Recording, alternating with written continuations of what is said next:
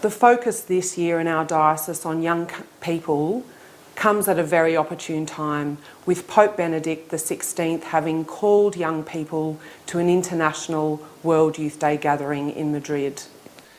This year we can focus particularly on the engagement of young people in the Church by participating and promoting not only World Youth Day in Spain, but also the move towards World Youth Day and highlighting the importance of youth in the Church.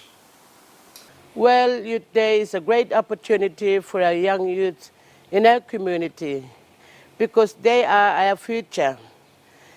By learning in different places, going different places, learning about being strong in their hearts, to be strong Catholic and strong faith, helps them to bring the message back to our community. Over the last 12 months, the Santa Teresa community have really gotten behind youth ministry and involving and journeying with their young people in the community and in their relationship with the Church. It will now see them take a group of up to 7 young people to World Youth Day in Madrid this year, which for a community of its size and given the cost of going to World Youth Day is a fantastic achievement. This is a great opportunity for our young people to go to Madrid this year, to strengthen their faith, and also to experience the life of the other young Catholic people in Madrid. Yeah. And some will have the wonderful opportunity of going overseas for World Youth Day. The majority of us won't. But it doesn't stop us from joining the participation and the celebration and really enjoying it, loving it, and to realise that we're sending others forth on our behalf. But what we do at home is vitally life-giving to our church and to our wider community. Of course, part of the richness of our diocese is our diversity. From remote Aboriginal communities to more populated urban centres, we all have unique ways of engaging with young people.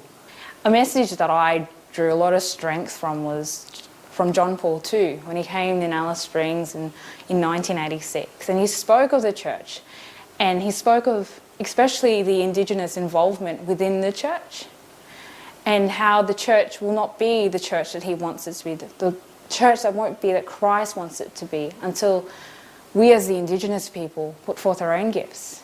We actually have to think marketing. It's not around that young people will just come to our services or young people will just decide to come to church. There needs to be some active and assertive outreach or intent to make our places relevant and meaningful for young people. Anointed Incense is the Australian Catholic vision for youth ministry. It was launched a couple of years ago and is a resource for our whole Darwin diocesan community as a way to put language around what youth ministry is about, what our goals are in youth ministry, and some of the ways that we can engage and involve young people in the life and mission of our church. And so whatever you do in your parish or whatever you do as a parent, it's around having a good relationship. And that's where we can be helpful, in that we have specific programs or people who can come and talk to you or talk to young people or develop programs specifically for your young people. As a young girl myself, a few years ago, I was first invited into participation in the church. After Mass one Sunday, a Mass I was forced to go to by my parents, someone from the St Vincent de Paul Society's youth group approached me to join their group and their activities in the local area. That contribution has now continued for the last 15 years of my life, where I've seen my personal involvement in the church grow. And that has been because of some very key and special and patient people journeying with me along my journey of faith. There's different ways to encounter young Indigenous people especially, and I suppose from my own experience that only came from the strength that I drew from my community elders, in their encouragement, in their words of wisdom, in their words of affirmation, in believing who I am. And that way I was able to be myself and be a leader within my own parish, is because I had that support. And if you don't have that support within the parish, from a parish-based level, from home, from the communities, you're not going to get the youth. I invite you to consider how you and your parish, school, agency, how you and your unique section of the Catholic Church can work this year to further involve and engage our young people into a greater participation in the church. The Diocesan Strategic Plan is really very important to Catholic education, because one of its key goals is working with the young, and that is our core work.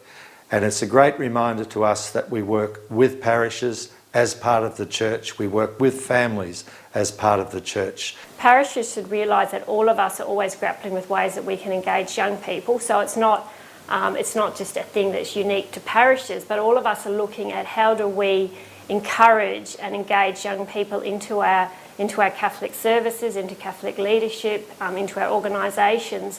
So I think it's something that as a diocese, if we can all share our experiences and learn from each other, that young people will be better off, and ultimately our diocese will be better off.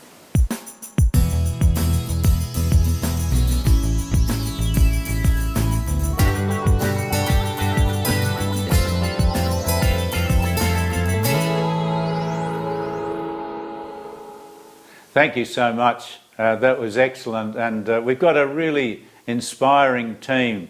I'm sorry that everybody can't be on the DVD sharing their views and their passion, but these people are a sample of the encouragement and the passion that there is for this strategic plan and for this theme for this year. I would ask that all of us take that on board now as a theme for the year, that we do it with real courage and passion, that we take the opportunity wherever we are to engage with young people, particularly the people that we know, young people that we know. Share our faith with them, listen to their questions, be inspired by their dreams. This is the vision of the church, this is the vision of Jesus Christ for young people. As my great friend Bishop Joe Grech, who died recently, used to say, always remember that God doesn't make rubbish. And he used to look people, young people, in the eye who were depressed, who were suicidal, who were unconvinced of their beauty. He would look them in the eye and demand that they understand that God only makes beautiful things. And so let's look at our young people through the lens of the eyes of Jesus Christ. Let us listen to them with the ears of the heart, and let this year not go past without every one of us doing everything we possibly can to engage and to engage with our precious young people. Thank you so much for listening.